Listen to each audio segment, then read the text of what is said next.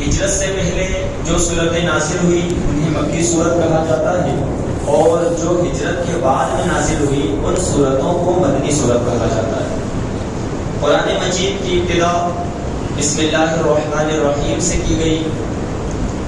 حضرت علامہ احمد صادق رحمۃ اللہ تعالی علیہ بیان فرماتے ہیں کہ قرآن مجید کی شروعات ابتدا بسم اللہ الرحمن الرحیم سے کرنے کی وجہ یہ ہے کہ کیونکہ قرآن مجید ہمارے لیے ہدایت کا سرچشمہ ہے اور اسی کی ہم پیروی کرتے ہیں، تو قرآن کریم کی ابتدا بسم اللہ سے کرنے کی وجہ یہ کہ جب اس مقدس کلام کی ابتدا بسم اللہ سے ہوئی تو اسی کو دیکھ کر مسلمان اپنے سارے نیک جائز کاموں کی ابتدا بسم اللہ سے کریں۔ جو اپنے کاموں کی ابتدا بسم اللہ سے کرے گا اللہ کریم اس کے کاموں کو پورا فرما دے گا، اور جو بسم اللہ سے اپنے کام کی شروعات نہ کرے، اگر وہ کوئی کاروبار شروع کر رہا ہے، کوئی بزنس شروع کر رہا ہے، کوئی بڑا کام شروع کر رہا ہے، گھر پر وہ کھانا شروع کر رہا ہے، پانی شروع کر رہا ہے، یا کوئی بھی چیز وہ ابتدا کرتا ہے، بچوں کی شادی کی ابتدا کر رہا ہے، حتیٰ کہ کوئی بھی نیک جائز کام اگر وہ کرتا ہے اور ابتدا بسم اللہ سے نہ کرے، نبی کریم صلی اللہ علیہ وسلم ارشاد فرماتے ہیں جو کام بسم اللہ سے شروع نہ کیا جائے وہ ادھورا رہ جاتا ہے، مکمل نہیں ہوتا، اور جو کام بسم اللہ سے شروع کیا جائے تو اللہ کریم اس کام کو مکمل پائے تکمیل تک پہنچا دیتا ہے اور اس میں کامیابی بھی عطا فرماتا ہے۔ قرآن مجید کی ہر سورت کے شروع میں، سورہ توبہ کے علاوہ تمام سورتوں کے شروع میں بسم اللہ کا ذکر آیا۔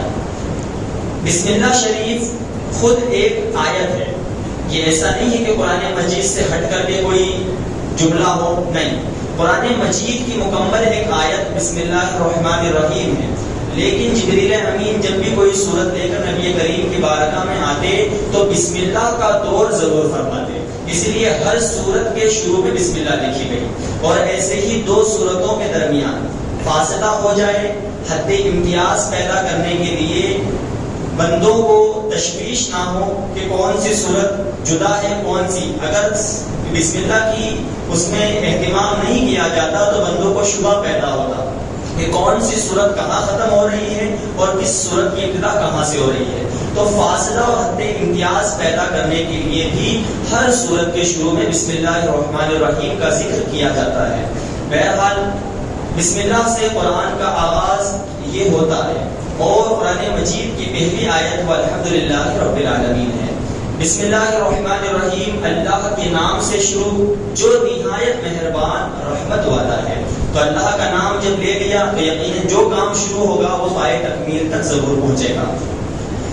سورہ فاتحہ کا ذکر ترتیب کے لحاظ سے میں نے بتایا تھا سب سے پہلے قرآن مجید میں ہوا، اور یہ ترتیب صحابہ نے اپنی مرضی سے نہیں بلکہ حضور نے خود اسی ترتیب سے قرآن لکھوایا ہے۔ نازل ہونے کی ترتیب الگ ہے، لیکن حضور نے جس ترتیب سے قرآن لکھایا آج وہ ہمارے سامنے موجود ہے۔ سورہ فاتحہ یہ پہلی سورت ترتیب کے لحاظ سے ہے، اس کے بے شمار فضائل ہیں۔ سورہ فاتحہ کے کئی سارے نام ہیں۔ سورہ فاتحہ کو سورہ فاتحہ اس لیے بھی کہا جاتا ہے فاتحۃ الکتاب، کتاب کی شروعات کرنے والی، تو اس لیے اس کو فاتحہ کہا جاتا ہے۔ اس کا ایک نام شفا بھی ہے، شفا کا مطلب سورۃ الشفا، کہ یہ سورت جس مرض میں پڑھی جائے یا جس مریض پر پڑھ کر دم کیا جائے یقین کامل ہو تو اللہ کریم اسے شفا بھی عطا فرما دیتا ہے۔ اگر آپ پانی پر دم کر کے پی لیں اللہ کریم آپ کی بیماریوں کو دور فرما دیتا ہے۔ یہ سورۃ الفاتحہ کا اعزاز اور اس میں شفا اللہ کریم نے رکھی ہے۔ ایسے ہی اگر آپ کو نظر لگ گئی، بچوں کو نظر لگی، آپ سورہ فاتحہ پڑھ کر کے دم کرتے ہیں اللہ کریم آپ کے بچوں کو نظر بد سے محفوظ فرمائے گا۔ حضور ارشاد فرماتے ہیں جو سورہ فاتحہ اور سورہ اخلاص کو ملا کر پڑھ لے اللہ کریم اسے ایک قرآن مجید پڑھنے کا ثواب عطا فرما دیتا ہے۔ یہ مقام و مرتبہ سورہ فاتحہ صرف پڑھنے کا ہے، اس کو سمجھنا اور اس پر عمل کرنا تو اس سے بھی وراء الورا ہے۔ حضرت علی کرم اللہ تعالی وجہ الکریم ارشاد فرماتے ہیں سورہ فاتحہ کی وہ شان ہے کہ اگر میں اس کی تفسیر کرنے بیٹھوں، اس کی وضاحت کرنے بیٹھوں تو 70 اونٹ بھر جائے تب بھی کبھی اس کی تفسیر ختم نہ ہو. اعلیٰ حضرت فرماتے ہیں حضرت علی کا جب میں نے یہ قول پڑھا اور آپ کی اس قول پر غور کیا تو ایک اونٹ پر کئی من سامان لادا جا سکتا ہے. اب 70 اونٹوں پر کتنی کتابیں لادی جا سکتی ہیں. اور حضرت علی فرما رہے ہیں جو حضور علیہ السلام فرماتے ہیں کہ علی علم کا شہر اور علی دروازہ. جب حضرت علی سورہ فاتحہ کی تفسیر لکھے تو 70 اونٹ بھر جائے تو اس سے اندازہ لگاؤ کہ ایک سورت کا عالم یہ ہے تو پورے قرآن مجید کا عالم کیا ہوگا. اللہ نے کیسے سمندر اس میں عمر دیے ہیں اور کیسے حقائق اس میں بیان فرمائے ہیں. انشاءاللہ العزیز یہ بعد دیکھ وہ چیزیں بیان ہوتی چلی جائیں گی. اس کتاب کی ابتدا بسم اللہ سے ہوئی. سورہ فاتحہ کی ایک اور آپ کو میں فائدہ وہ بتا دوں. حضور فرماتے ہیں جب آپ بستر پر سونے کے لیے جاؤ تو سورہ فاتحہ اور سورہ اخلاص کی تلاوت کر لیا کرو. یہ چند آیتیں ہیں لیکن حضور فرماتے ہیں اس کا ثواب اتنا بڑا ہے. جب تم سورہ فاتحہ اور سورہ اخلاص کی تلاوت کر کے سو گے یہ قرآن کا ثواب تو مل گیا لیکن اب اللہ کریم تمہاری حفاظت کے لیے ایک فرشتہ مقرر فرما دے گا اور وہ فرشتہ تمہاری حفاظت کرے گا. سوائے موت کے تمہیں کوئی پریشانی نہیں پہنچ سکتی. یہ سورہ فاتحہ کی حضور علیہ السلام نے فضیلت بیان فرمائی. اس لیے سورۃ الفاتحہ کو سبع مثانی بھی کہا جاتا ہے. بار بار پڑھی جانے والی سورت. ساری سورتوں میں سب سے کثرت کے ساتھ اگر کوئی سورت پڑھی جاتی ہے تو وہ سورہ فاتحہ ہے.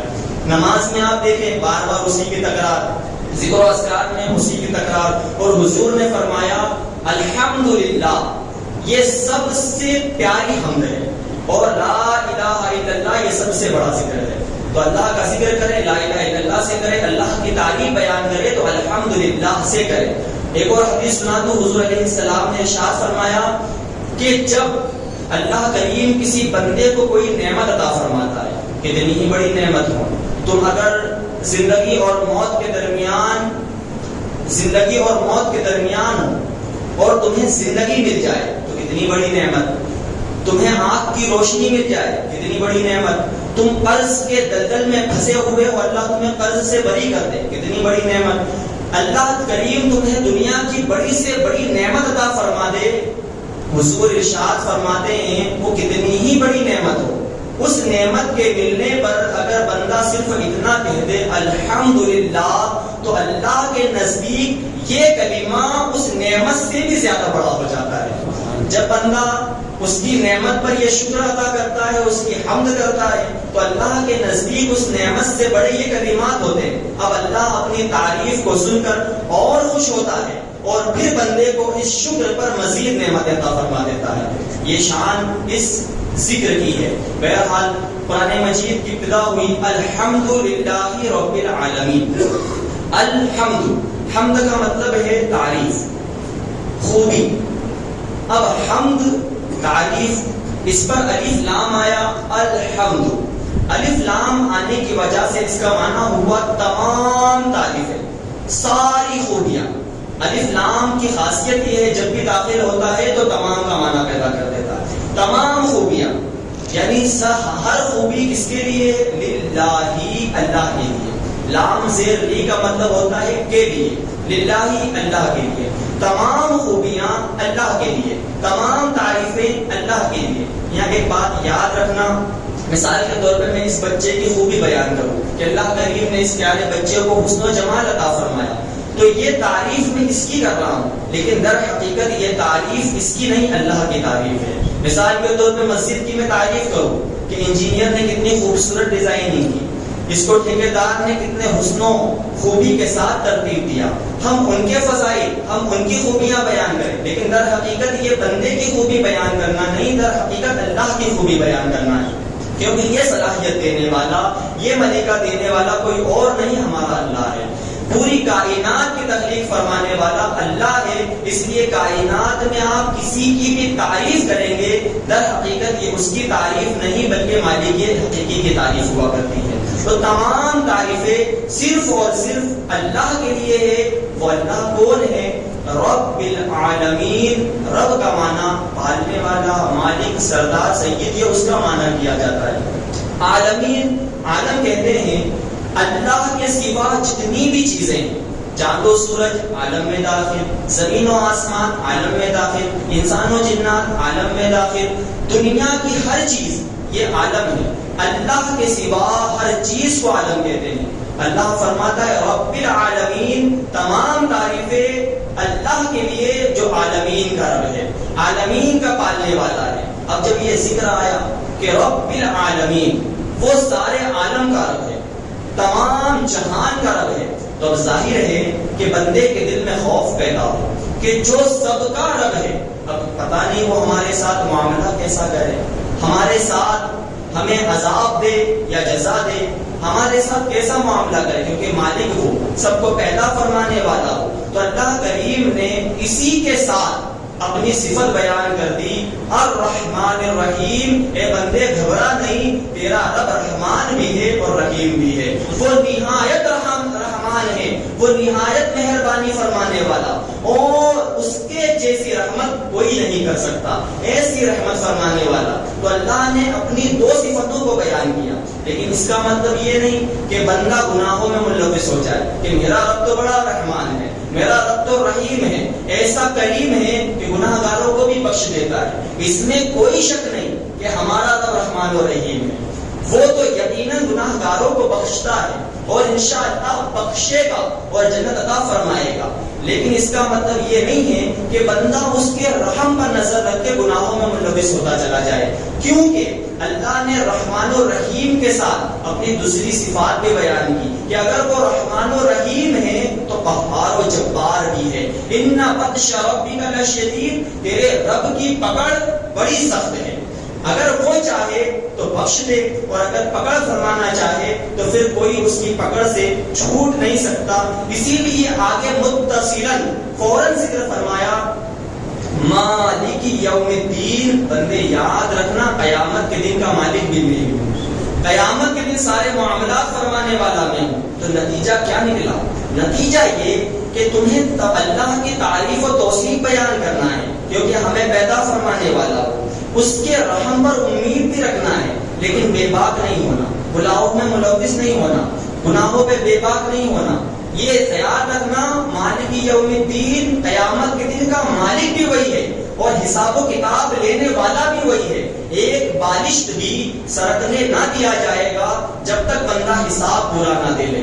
اگر وہ حساب میں کامیاب اترا تب تو جنت ہے، اور اگر حساب میں کامیاب نہ ہوا تو پھر اس کے لیے جہنم کا ابدی ٹھکانہ ہے۔ اس لیے اللہ نے فرمایا مالک یوم الدین، قیامت کے دن کا مالک میں ہوں۔ تو یہ بندے یاد رکھ، میں رحمان ہوں، رحیم ہوں، میرے رحمان و رحیم ہونے پر تجھے یقین رکھنا ہے، میری رحمت کی امید رکھنا ہے، گناہوں پہ بے باک نہیں ہونا، اور میں مالک یوم الدین، قیامت کے دن کا مالک ہوں۔ تو میرا خوف تو اپنے دل میں رکھنا، جب تو خوف دل میں رکھے گا گناہوں سے بچے گا، اور رحمان و رحیم ہونا اس کا خیال کرے گا تو نیکیوں پر مزید ابھرے گا اور نیکیاں کرتا ہوا نظر آئے گا۔